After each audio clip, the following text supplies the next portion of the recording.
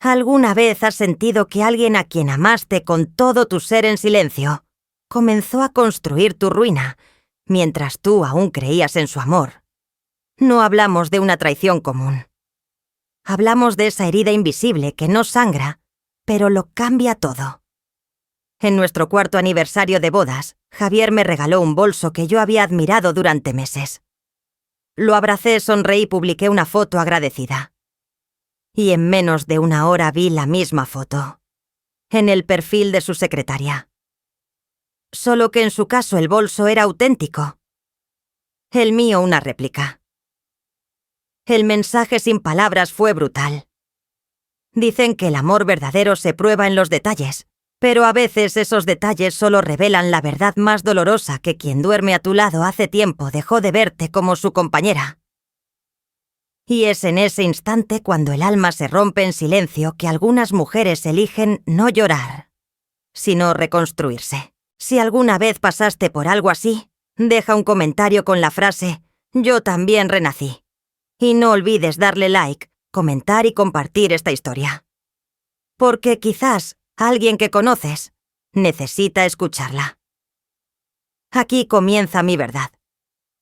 Y no es una historia de amor. Es una historia de justicia. Apenas unas horas después de recibir el supuesto regalo de aniversario, aún con la sonrisa congelada en la cara, mi móvil vibró con una notificación. Era una publicación de Lucía, la secretaria de Javier, posando con exactamente el mismo bolso.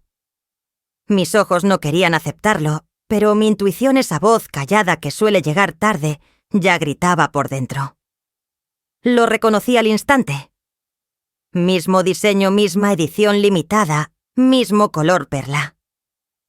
Solo que en su caso venía acompañado de un recibo de boutique y un comentario envenenado.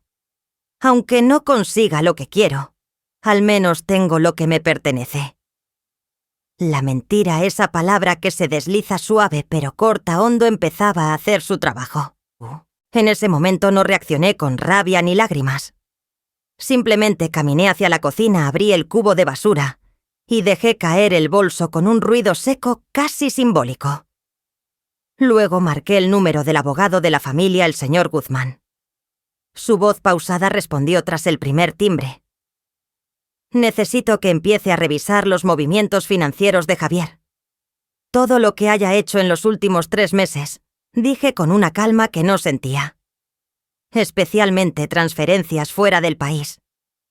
No hizo preguntas. Sabía leer el tono de una mujer que acaba de ser traicionada. Volví al salón y me dejé caer sobre el sofá, todavía en el vestido que había elegido con tanto cuidado para celebrar nuestro aniversario. Afuera la lluvia madrileña seguía cayendo con una intensidad casi teatral. Cada gota contra el cristal parecía subrayar lo que ya sabía algo dentro de mi matrimonio. Había muerto. Y yo acababa de asistir a su entierro silencioso. Pensé en cómo habíamos llegado hasta aquí. En cómo Javier, que una vez me dedicaba poemas improvisados y desayunos en la cama, ahora ni siquiera disimulaba su desinterés. Recordé aquella conversación reciente donde me insistió en dejar la empresa familiar en sus manos para que pudiera descansar. Y yo, confiada, accedí. Ciega. Abandoné poco a poco las riendas creyendo que él cuidaría lo que mis padres habían construido. Pero las mentiras tienen un talento especial para crecer donde menos lo esperas. Una hora más tarde, mientras aún no decidía si llamarle o no, Lucía dio el siguiente paso. Me escribió directamente. Sin rodeos, sin vergüenza. Un mensaje con tono triunfalista y cruel. Seguro no lo sabías, pero ese bolso que te dio Javier es falso. El mío es original. ¿Qué te dice eso, que tú eres solo la pantalla y yo... la verdadera? Leí esas palabras una y otra vez, no por incredulidad, sino por confirmar lo que ya intuía. Me dolía, claro que sí, pero también sentí algo más profundo. Una especie de claridad que solo llega cuando te das cuenta de que has sido ridículamente ingenua. Suspiré. Y sonreí. Pero no con ternura, sino con el frío reconocimiento de que a partir de ese momento el juego había cambiado. Al día siguiente, Javier regresó de su viaje de negocios con la misma expresión relajada de quien no tiene nada que ocultar. Me envió un mensaje breve. «Te recojo a las 8. Vamos a cenar». Ni disculpas, ni flores, ni intención de aclarar la coincidencia del bolso. Como si nada hubiera pasado. A las 8 en punto escuché el claxon de su coche desde la ventana.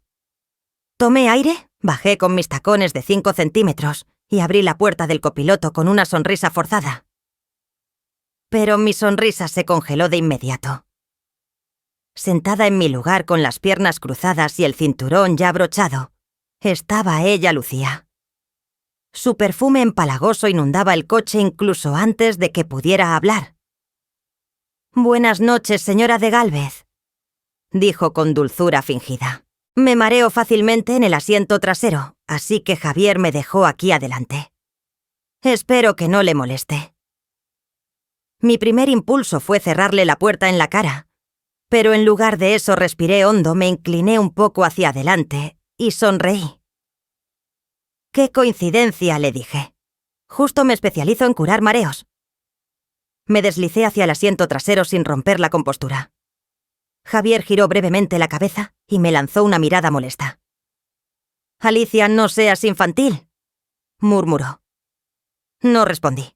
En cambio, crucé las piernas, saqué mi móvil y comencé a escribir a Guzmán. «Necesito el informe antes del viernes. Y averigua si Lucía está registrada en alguno de los proyectos recientes». Durante el trayecto, Lucía no paraba de hablar de trivialidades. Cada palabra iba cargada de dobles intenciones, cada risa apuntaba a provocar. Javier, por su parte, se mantenía tenso, como si intuyera que el ambiente podía romperse en cualquier momento. «¿A qué hora llegaste de vuelta, Javier?», pregunté con fingido interés. «Esta mañana», respondió sin mirarme. «¿Y Lucía? ¿Volvió contigo?» «Sí, claro», contestó ella casi interrumpiéndolo. «Llegamos juntos esta mañana, pero como era una reunión rutinaria pensamos que no hacía falta molestarte con detalles». «Detalles», pensé. Las mentiras siempre se esconden en los detalles. La tensión dentro del coche era tan espesa que podía cortarse con un suspiro. Pero yo no iba a estallar. No todavía. Solo observaba. Grababa cada palabra, cada mirada, cada gesto. Porque el desprecio, cuando se cocina a fuego lento, termina por arder más que la rabia inmediata. Y mientras ellos se reían de una anécdota que claramente no era mía, yo solo pensaba en lo que venía después. La cena, el lugar público, las apariencias, y lo fácil que sería frente a una mesa comenzar a desnudar verdades. El restaurante elegido por Javier era uno de esos lugares de fachada discreta pero interior lujoso, con iluminación tenue, manteles blancos y camareros que hablaban en susurros. Nos acomodaron en una mesa redonda para 3, algo inusual para una pareja, pero perfecto para la puesta en escena, que Lucía claramente venía ensayando desde el coche. Se sentó junto a Javier y yo quedé frente a ellos. «Qué conveniente». «¿Qué van a ordenar?», preguntó el camarero ofreciendo las cartas con una sonrisa educada. «El estofado de corvina al cilantro», respondí sin pensarlo. Era mi plato favorito desde la infancia, y en ese momento también un símbolo de mi derecho a existir en ese espacio. Apenas el camarero se alejó, Lucía se llevó una mano a la boca y fingió arcadas. «Ay, lo siento, soy alérgica al cilantro», dijo mirando directamente a Javier mientras le tomaba el brazo con una dulzura fabricada. «¿Podríamos pedir que lo retiren?» «Es solo un plato», intervino Javier sin mirarme. «No hay necesidad de incomodar a nadie». «No hay incomodidad», dije con voz firme. «Si es alérgica, que no lo coma». «O mejor aún, ¿quieres que llame una ambulancia desde ahora por si acaso?» La tensión se apoderó de la mesa. El camarero, que justo traía agua, se detuvo en seco. Lucía fingió ofenderse como era de esperarse y volvió a su papel de víctima con una mirada herida. «Alicia, ¿puedes dejar de ser tan hostil?», dijo Javier con un tono impaciente y condescendiente. «Solo queremos pasar una noche agradable. Una noche agradable. ¿Qué forma tan hipócrita de llamar a una humillación pública?». Lo observé mientras intentaba suavizar las cosas con una sonrisa falsa. Pero yo ya no estaba dispuesta a tragar más mentiras ni platos compartidos con amantes disfrazadas de asistentes. Lucía dejó caer la servilleta con teatralidad. «Disculpa, señora Gálvez», dijo con voz temblorosa. «No quise causarte molestias. Si prefieres, puedo marcharme. Si prefieres, hazlo», respondí sin levantar la voz. «Nadie te obligó a venir». Ella se levantó lentamente como en una escena de telenovela, pero al pasar junto a Javier tropezó torpemente y cayó directamente en sus brazos. Como un guión ya ensayado, las lágrimas brotaron y su rostro se escondió en su pecho. El restaurante entero nos observaba ahora. Javier, lejos de disimular, acarició su espalda y la consoló. Luego se giró hacia mí con rabia acumulada. «Alicia, ¿puedes dejar de comportarte como una niña? ¿Cuál es tu problema?». Entonces lo supe. Ya no era su esposa en su mirada. Era solo un obstáculo entre él y su aventura disfrazada de romance. Y mientras él corría tras ella, yo seguí comiendo en silencio. El pescado con todo el cilantro sabía mejor que nunca. Al día siguiente me levanté temprano. No porque no pudiera dormir, eso ya era costumbre desde hacía semanas, sino porque había tomado una decisión. Me vestí con sobriedad, recogí el cabello en una coleta baja y me puse los tacones con los que años atrás había pisado por primera vez la oficina central del Grupo Gálvez. Esa empresa no solo llevaba el apellido de Javier, sino también el de mi padre. Y sobre todo el mío. Llegué a la recepción sin avisar, ignorando la expresión sorprendida de los empleados. Algunos apenas recordaban que yo era oficialmente la vicepresidenta ejecutiva. Otros, demasiado nuevos, solo me conocían por las fotos antiguas en los pasillos. Pero todos se apartaron cuando dije: «Voy a revisar los informes trimestrales. Necesito una sala con acceso al sistema contable completo». El tono que usé no admitía dudas. Lucía no estaba. Aún debía estar fingiendo debilidad emocional en su casa o en brazos de Javier. Mejor así. Más espacio para mí. Un joven asistente, Mario, recordé su nombre vagamente, me entregó varias carpetas y accedió a ayudarme a entrar al servidor interno. No me tomó más de 30 minutos encontrar lo que buscaba: una serie de transferencias encubiertas, divididas en cantidades menores a 50.000 euros enviadas a cuentas extranjeras en Panamá y Chipre. Todo a nombre de una empresa recién creada, LNJ Investments. Las iniciales hablaban por sí solas. «Quiero todo esto impreso». 3 copias le indiqué a Mario mientras mi dedo señalaba una línea en la pantalla que marcaba una transacción realizada exactamente el día de nuestro aniversario. El mismo día en que recibí un bolso falso, Javier había adquirido una propiedad en Lisboa, a nombre de esa empresa.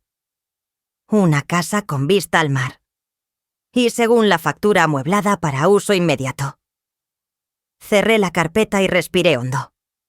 No me temblaba el pulso, pero sí el orgullo. Durante tanto tiempo había permitido que él llevara el timón, mientras yo me convertía en la mujer perfecta, en la esposa discreta. Y mientras yo confiaba, él construía su vida paralela. Tomé mi móvil y llamé al abogado Guzmán. «Ya tengo lo que necesitamos», dije. «Que prepare los documentos. El poder de representación, la revisión de propiedad intelectual de la empresa y el procedimiento de disolución de sociedad conyugal. ¿Está segura, señora Alicia? Segura, no determinada». Antes de salir de la sala eché un vistazo por la ventana que daba a la ciudad. Durante años había observado esos mismos edificios desde la casa que compartía con Javier. Pero verlos desde aquí, desde mi empresa, me recordó algo esencial. Este lugar era mío antes que de él. Esa misma noche regresamos a casa. Javier no dijo palabra durante la cena, pero tampoco sospechó nada. Fingí cansancio, subí a mi habitación temprano, y cuando él entró hasta acostarse, ya me encontraba sumida en un silencio estratégico. La Guerra Fría había comenzado y yo tenía la ventaja del silencio.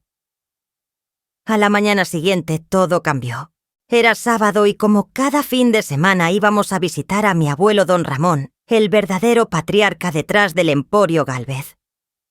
A pesar de su edad, seguía siendo un hombre lúcido, firme y muy observador.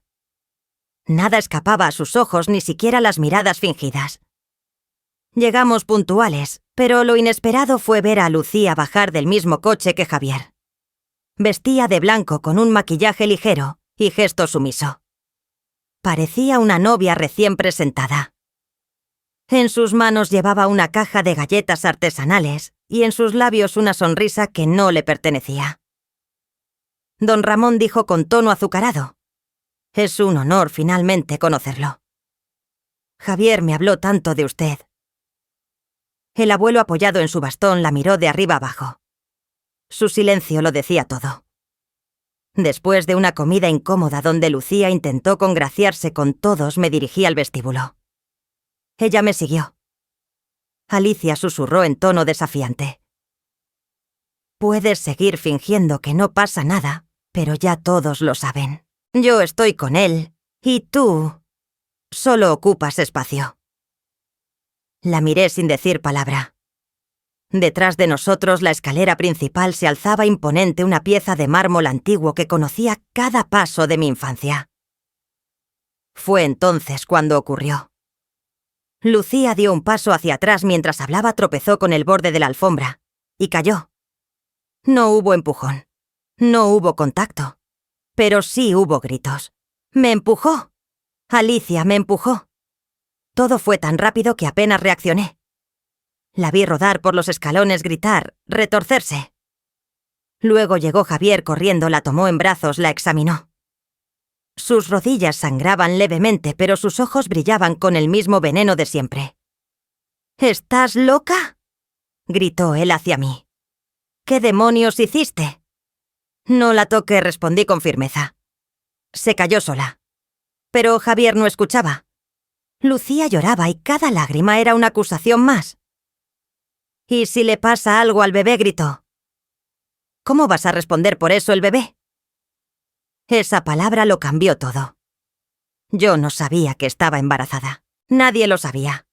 O quizás nadie debía saberlo aún. Pero ahora esa mentira se convertiría en un arma. «¿Estás embarazada?», preguntó Javier con voz temblorosa. Lucía asintió entre sollozos, abrazada a su pecho. Él me miró con un odio que jamás había visto en sus ojos. Y antes de que pudiera defenderme, su mano cruzó mi rostro con una bofetada que retumbó en el vestíbulo entero. Yo no lloré. Solo me quedé de pie sintiendo el ardor en la mejilla mientras Lucía, escondida tras su llanto, me sonreía con la seguridad de quien cree haber ganado. El diagnóstico llegó esa misma noche: esguince leve, sin fracturas, sin lesiones graves. Pero la bomba emocional ya había estallado. Lucía, desde su cama en la clínica privada, pedía atención como si estuviera al borde de la muerte. Y Javier, manipulable y confundido, se dedicaba a complacerla en cada suspiro. Yo, en cambio, regresé a casa en silencio. Observé mis manos enrojecidas por la marca de su bofetada y encendí la estufa. Pasé toda la madrugada cocinando. Pero no para alimentar a Javier, ni mucho menos a Lucía. Preparé un caldo especial, el mismo que siempre hacía para mi perro Tomás cuando necesitaba calcio. Huesos de cerdo, arroz, algas secas. Lo herví lentamente sin sal, sin ningún ingrediente humano. A la mañana siguiente me presenté en el hospital. Llevaba el recipiente cuidadosamente envuelto con la tapa sellada y una nota que decía: hecho con cariño. Al entrar a la habitación, Lucía fingió sorpresa. Se acurrucó en los brazos de Javier como una niña asustada. «Alicia, no deberías haber venido. Estoy aquí como esposa de Javier», respondí. «Y como muestra de buena voluntad, les traje sopa. Para nutrir al bebé». Javier, sorprendido por mi aparente docilidad, sonrió.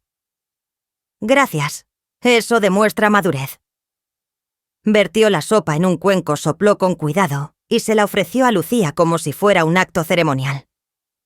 Ella la probó con desconfianza, pero no quería parecer grosera. Dio un sorbo. Apenas lo tragó, su expresión cambió. Se levantó de la cama bruscamente, corrió al baño y vomitó ruidosamente. «¿Qué es esto?», gritó desde dentro. «¿Qué me diste?». «La misma sopa que le hago a mi perro cuando tiene las patas débiles», contesté sonriendo con suavidad. «Si no te gusta, no hay problema. Pero no me culpes si lo confundes con comida gourmet». Javier se puso de pie furioso. «¿Te volviste loca?». No dije sacando una carpeta del bolso. «Solo vine así a entregar unos papeles que necesitan tu firma. Son documentos contables, unas autorizaciones del despacho y algunos trámites de reembolso. Ya sabes, cosas administrativas que yo aún no entiendo muy bien». Los dejó sobre la mesa sin siquiera revisarlos. Solo hojeó las primeras páginas, reconoció su letra en uno de los anexos y firmó sin pensar. Yo me encargué del resto, porque entre esos documentos estaba también el acta de divorcio, preparada con todo detalle por el abogado Guzmán, disimulada como una autorización legal más. Mientras Javier seguía discutiendo con la enfermera por el estado de Lucía, me acerqué a la ventana de la habitación y contemplé el jardín del hospital. No sentía rabia, sentía poder. Porque cuando una mujer herida empieza a usar la inteligencia, en lugar del corazón, la historia ya no se repite, se reescribe. Una semana después regresé a la empresa como quien vuelve a casa sin pedir permiso y sin bajar la mirada. Llevaba un traje negro entallado, labios rojo profundo y el cabello recogido con precisión quirúrgica. Cada paso que di por el vestíbulo resonó como un aviso. Esta vez no venía como esposa de nadie. Venía como dueña de todo. Lucía ya estaba allí. Había regresado con una blusa blanca semitransparente y una actitud de reina consorte. Su panza seguía plana, pero su discurso ya incluía a mi hijo en cada frase. Se paseaba por la oficina como si el lugar le perteneciera. «Buenos días, señora Gálvez», me saludó con fingida cortesía. «Javier está en su despacho, si desea...». «Tranquila, Lucía», la interrumpí. «No vengo a verlo, vengo a cambiar las cerraduras». Ella se rió creyendo que era una broma. No lo era. Entré al despacho principal. Sobre la puerta el cartel había sido reemplazado Alicia Montero, presidenta ejecutiva. El nuevo director financiero nombrado por mi abuelo me esperaba con los últimos informes. Todo estaba en orden. La transferencia del poder ya era oficial y Javier no tenía idea. Hasta que llegó. «¿Qué es esto?», gritó al ver el letrero. «¿Lo que firmaste en el hospital, cariño?», dije sin levantar la voz. «El divorcio, la renuncia a la dirección y la cesión de tus acciones. Todo en uno. Gracias por tu confianza». Lucía entró detrás de él con el rostro desencajado. «Eso no es posible. Tú dijiste que la empresa era tuya», le espetó a Javier. «Lo era, al menos eso creía». Yo saqué una carpeta del cajón y la dejé caer sobre la mesa. ¿Quieren ver algo divertido? Aquí están las pruebas de las transferencias a nombre de Alien Jet Investments, la empresa fantasma que ambos usaron para sacar dinero. ¿Sabes qué es lo mejor? Que esos fondos provenían de capital conyugal. Por tanto, también me pertenecen. Javier palideció. Lucía apretó los puños. «Estás loca. Nos estás difamando. Difamar, rey, por primera vez en semanas. No hace falta inventar nada cuando los hechos hablan solos». Lucía avanzó y, como buena actriz, alzó la mano para abofetearme. Pero fui más rápida. La primera bofetada la tomó por sorpresa. La segunda la dejó en silencio. Por cada mentira que dijiste. Por cada noche que te acostaste con mi marido sabiendo que él era mío. Y por cada mirada de superioridad que me lanzaste creyéndote mejor. Los empleados se habían agolpado fuera del despacho observando sin intervenir. Cuando terminé llamé a seguridad. Por favor, acompáñenlos fuera. No trabajan aquí. No son nadie aquí. Mientras los sacaban entre murmullos, Javier intentó gritar algo, pero nadie lo escuchó.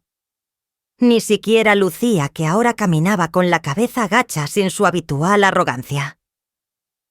Y mientras ellos bajaban por el ascensor, yo subía a la azotea. Respiré hondo. La ciudad seguía igual. Pero yo no. Porque en esa oficina se había hecho justicia. El escándalo no tardó en explotar. Las acciones de la empresa se desplomaron durante 3 días consecutivos, hasta que mi equipo legal publicó un comunicado oficial. El antiguo director había sido apartado por sospechas de malversación y uso fraudulento de activos conyugales.